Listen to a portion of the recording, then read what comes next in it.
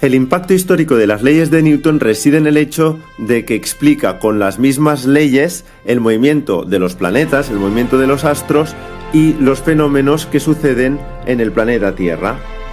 Por primera vez en la historia se tenía claro que las leyes que rigen el firmamento y las que rigen en nuestro planeta son las mismas.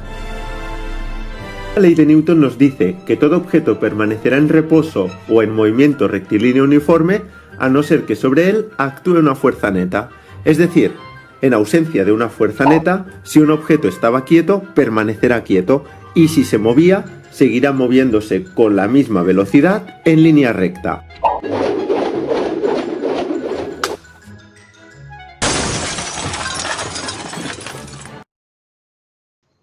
En el caso de un objeto extenso, ya vimos en el equilibrio locos que siempre podemos tratar el objeto como si toda suma se estuviera concentrada en un único punto y ese punto recibe el nombre de centro de masa.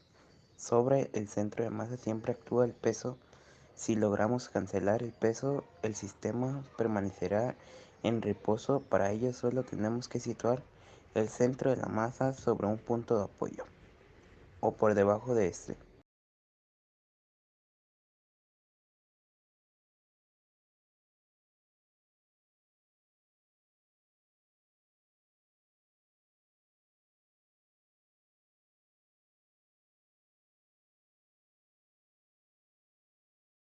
El siguiente experimento se llama huevo de inercia.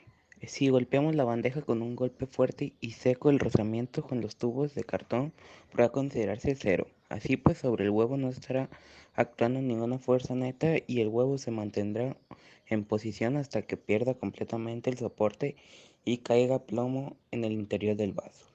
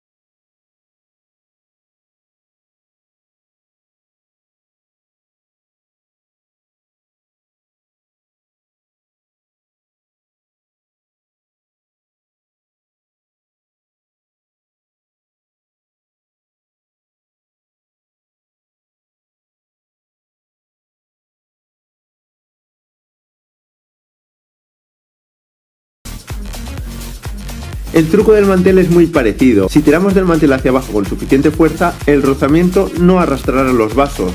Es decir, estos permanecerán en reposo, o casi.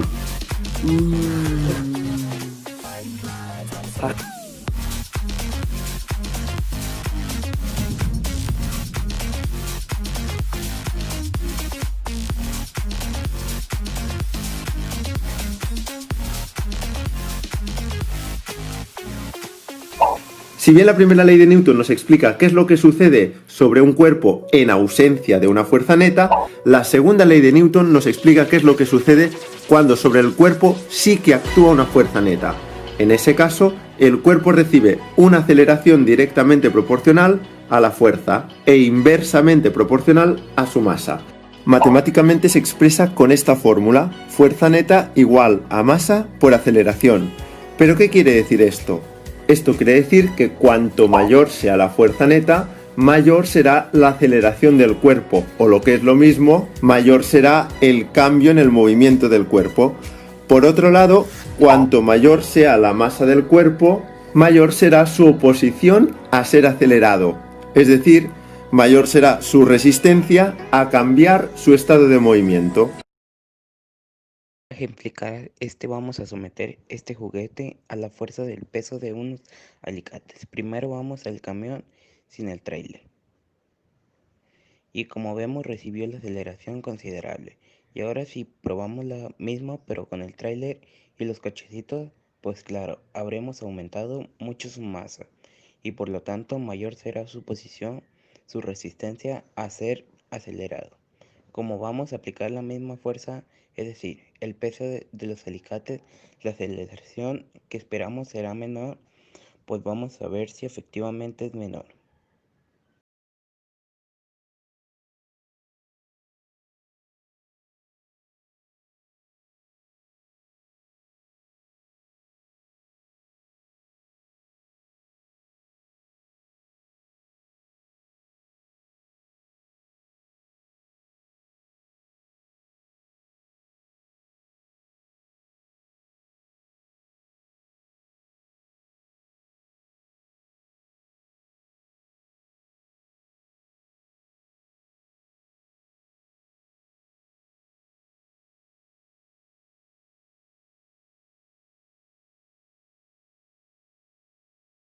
Finalmente, el genio de Newton entendió que la fuerza que gobernaba el movimiento de los planetas alrededor del Sol y la caída de los objetos en la Tierra era la misma, y esta es la fuerza de la gravedad. Fue Newton el que halló su expresión matemática, muy a pesar de su adversario y otro gran científico de la época, Robert Hooke. De lo que vemos en la fórmula, que la fuerza de la gravedad disminuya con la distancia al cuadrado, se deducía de las órbitas elípticas de los planetas. Y de hecho eso ya lo intuyó Robert Hooke, aunque fue Isaac Newton quien lo demostró. Que en la fórmula aparezca la masa del objeto en torno al cual orbitan los demás o caen los demás es hasta cierto punto, pues creo yo, fácilmente entendible. Pero que también aparezca la masa del objeto que orbita o del objeto que cae, esto ya no es tan intuitivo. ¿Cómo pudo llegar Newton a esa conclusión? Pues bien, como ya señaló Galileo, todos los objetos en la Tierra, independientemente de su masa, caen con la misma aceleración. Pero ojo, según la segunda ley de Newton, cuanto más masa tiene un objeto, mayor resistencia tiene a ser acelerado. La única explicación posible a ello es que la fuerza de la gravedad también dependa de la masa del objeto que cae. De este modo, por un lado, al tener más masa, el objeto se resiste a ser acelerado, pero eso es compensado por el hecho de que la fuerza es mayor, ya que también depende de su masa.